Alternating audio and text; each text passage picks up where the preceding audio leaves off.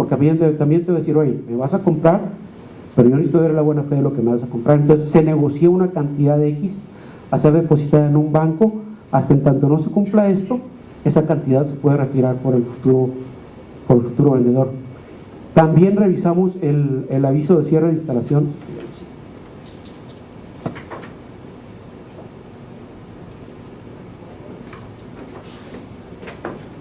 Perdón.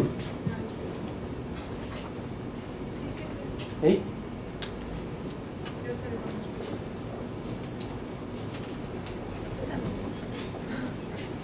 Pues acá no me sirve, perdón, ¿eh? Y lo que de alguna forma importante para dar es el due diligence que puedas hacer. Así.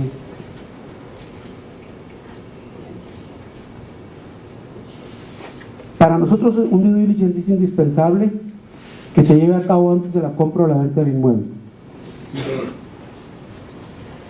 ¿Qué contiene un due diligence? Pues obviamente mucho de lo que habíamos comentado en la carta de intención, que tengo que cumplir, pero que ahora yo, como futuro comprador, tengo que llevar a cabo. Ejemplo, todos los permisos, licencias, autorizaciones y obligaciones y documentos relacionados con uso de suelo, atmósfera, licencia de funcionamiento, la LAU, la COA, la cédula de operación anual, el reporte del RETS en el capítulo 5, todo. Si tienes aguas, las descargas de residuales, cómo las tienes, si tienes títulos, si va al drenaje municipal o si va de alguna forma a un bien federal, títulos de concesión, revisarlos, si tiene impacto ambiental, en el caso de las acciones, pues tu operación y tu inmueble.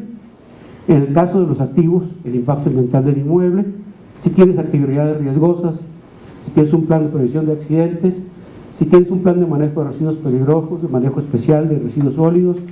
En el caso de industria maquiladora, que es la industria, en la mayoría de los casos que está establecida en la frontera, que es mucho del área que a mí me toca cubrir. A mí me toca trabajar mucho en la parte norte del país. El retorno de los residuos peligrosos bajo el Convenio de la Paz.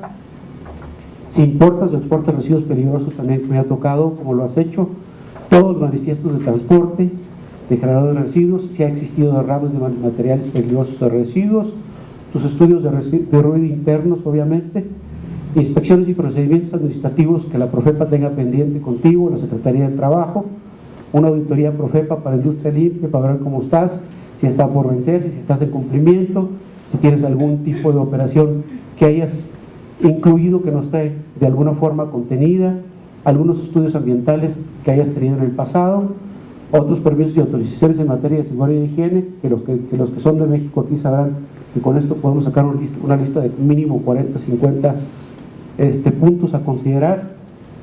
Plan de manejo de residuos peligrosos y manejo especial, el seguro ambiental, que ha sido un punto de debate grande en México. Tenemos una disposición desde el 2003 a través del cual se dice que se iba a emitir un reglamento en materia de seguro ambiental. A la fecha no lo tenemos, no obstante lo anterior le aplica a industria de alto riesgo y a industria que retorna residuos peligrosos. Contratos con terceros, todos los contratos con proveedores de transporte, de disposición final, obligaciones condicionantes contenidas en permisos y autorizaciones. Para mí esto viene siendo lo más importante, porque como muchas veces le digo a mis clientes, el hecho de que tengas el permiso, que en la mayoría de los casos pongo por ejemplo el impacto, en el 90% de los casos ustedes saben, los que los elaboran, que los impactos vienen condicionados y tienen condiciones a cumplirse en periodos determinados, 1 año, 3 meses, etcétera. El hecho de que yo saque mi permiso, lo guarde en el mostrador y nunca lo vuelva a ver, es como si no lo tuviera, porque siempre la autoridad le pone una disposición al último y dice, en caso de modificación o cualquier tipo de situación que altere el permiso, se tendrá previamente que notificar a la autoridad, y esas son bases que le da uno a la autoridad para revocar en el momento de que no lo tenemos. Entonces, si se dan cuenta, la tarea de un due diligence para compra de una empresa o compra de un inmueble no es nada sencilla y es laboriosa, y sobre todo toma tiempo. Típicas declaraciones en este tipo de contratos, pues que cumples con la legislación ambiental. Si estoy representando al comprador, si existen derrames, la existencia y validez de permisos, o sea, son cláusulas que yo voy poniendo, que el vendedor declara que el vendedor declara que se encuentra en cumplimiento de la legislación ambiental, que cuenta con todos los permisos y autorizaciones necesarias para llevar a cabo la operación, que no existe procedimiento pendiente, o de alguna forma, si lo existe, ponerlo en el contrato para saber dónde estamos, divulgación de reportes de estudio del sitio si los tienes, y cumplimiento con obligación ambiental en caso de arrendamiento. ¿Por qué puse este punto?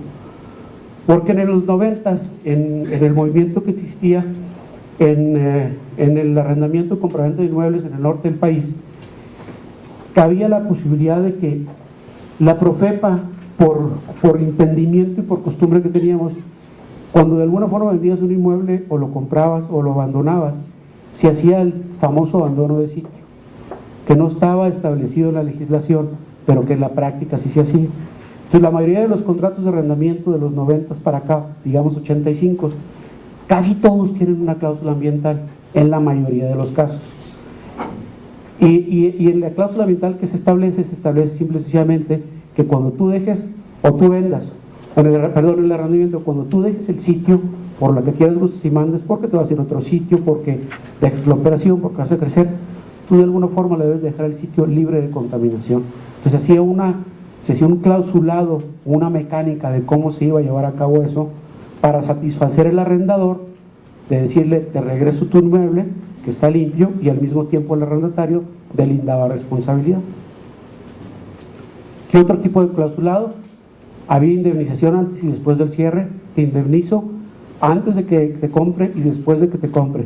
Aquí de todos modos recordemos que la responsabilidad ambiental por ley es de 5 años, de acuerdo al 2003 de la LEGEPA, la Ley General de Equilibrio Ecológico, y como es de interés público, y como es de orden público e interés social, significa que esa responsabilidad no es renunciable.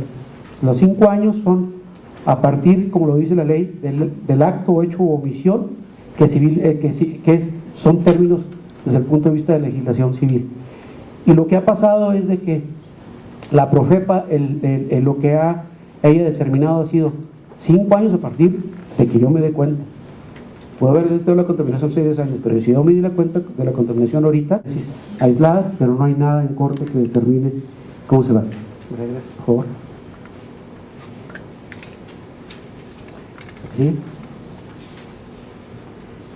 ¿Cómo se define sitio contaminado? Ayer lo vimos porque para nosotros es muy importante.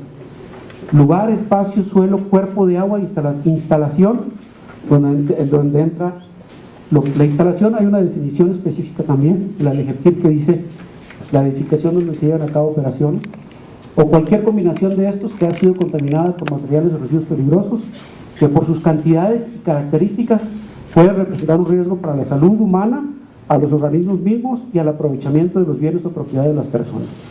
Ese es un sitio contaminado, ¿verdad? Porque lo que hay que determinar aquí dice que por sus cantidades y características, porque como lo habían comentado ustedes, si tenemos un sitio industrial contaminado con 5.300 partes por millón, cuando el límite es 6.000, entonces para efectos de la autoridad ese sitio no está contaminado. Quizá internamente para nosotros en política interna sí, pero frente a la autoridad, si yo me acerco y le digo, necesito un plan de remediación para este sitio que tiene 5.300 partes por millón cuando el límite es 6.000, la autoridad me va a decir, no es de mi competencia. ¿Por qué? Porque no sobrepasa los límites establecidos en la legislación. Por eso la importancia de los parámetros que de alguna forma nos indican el establecer hasta qué tan limpio es limpio, hasta dónde debo llevar a cabo mi remediación. ¿A que sí? También retomamos algunos puntos que vimos y vamos a tratar de ir rápido por las líneas. Es quienes resulten responsables de la contaminación, así como daños a la salud, tienen la obligación de reparar el daño causado, conforme a las disposiciones legales correspondientes, conforme al Código Civil. Pero hay una disposición que también dice, sin demérito de sanciones penales y administrativas.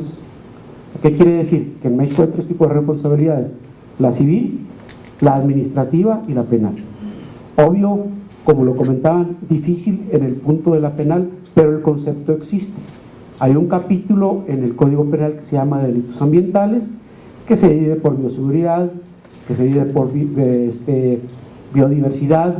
Hay un capítulo que se llama delitos de gestión ambiental, pues por no disponer de los residuos correctamente, por de alguna forma ordenar, por ejemplo, descarga de aguas residuales con con residuos peligrosos, a la atmósfera también, etcétera. Hay un capítulo que te va estableciendo, pero para poder llegar a ese grado es importante que exista el nexo causal entre que causó el daño y el responsable. ¿Qué es lo que de alguna forma recoge este artículo? Pues vamos a declaraciones de Río, donde de alguna forma recoge el principio de que quien contamina paga. El punto es más bien económico, o sea, es un punto económico y de valorización para determinar, tú fuiste el que causaste la contaminación, tú pagas. Yo no tengo la obligación de pagar, ni un tercero, tú lo hiciste, tú pagas. Asimismo, en la disposición del 69 establece que las personas responsables de actividades relacionadas con la generación y manejo de materiales y residuos peligrosos que hayan ocasionado la contaminación de sitios, con esto están obligados a la remediación del sitio contaminado. Yo causé generación, yo lo tengo que, obviamente, yo causé contaminación por arriba de los parámetros establecidos en las normas o lo que establezca un estudio de evaluación de riesgo, en el caso de que no haya normas, como es el caso, por ejemplo, de impacto agua subterránea, no lo hay. Y ahorita comentaba la ingeniera que están aplicando la Ley Federal de Derechos. Ha sido muy discutido eso, porque la Ley Federal de Derechos no deja de ser una legislación tributaria. Está usando la autoridad de una legislación tributaria, en este caso la CNA, para determinar los parámetros de limpieza, que la verdad no es lo ideal ni lo correcto. Lo ideal y lo correcto es que existiera una norma que de alguna forma estableciera los parámetros para impacto de aguas subterráneas. Eso sería lo correcto. Ahora, no lo existe, pues hay un artículo, es el 134 del reglamento, que dice claramente que si no hay normas, entonces llevo a cabo, como lo habían dicho con antelación, el estudio de evaluación de riesgo para determinar y negociar con la Comisión Nacional del Agua hasta qué parámetros tengo que limpiar. ¿Qué sigue? Obvio, existe la responsabilidad solidaria entre propietarios y poseedores. Y aquí vemos cómo se rompe el principio de que contamina paga. ¿Por qué? Porque si yo arrendatario estoy en un inmueble y de alguna forma descubro y aviso que hay contaminación de sitio, pero al mismo tiempo sé que en mi proceso yo no lo generé, frente a la autoridad yo soy responsable. ¿Qué quiere decir esto? Que si Profepa viene y me pide la remediación, yo la tengo que llevar a cabo por disposición de ley. Yo ya tendré la posibilidad de repetir contra quien contaminó, pero la Profepa no se va a echar un tiro conmigo para ver si yo fui o no fui. Tú estás en el sitio, sí, tú limpias. Por eso es importante en la compraventa de inmuebles establecer este tipo de clausulado ambiental para determinar si llega a pasar eso, qué tipo de indemnizaciones voy a tener yo. Si yo de alguna forma contamino, pues entonces tendré que ver si yo tengo idea de un fase 1 o fase 2 que puede existir contaminación, por eso tengo la indemnización.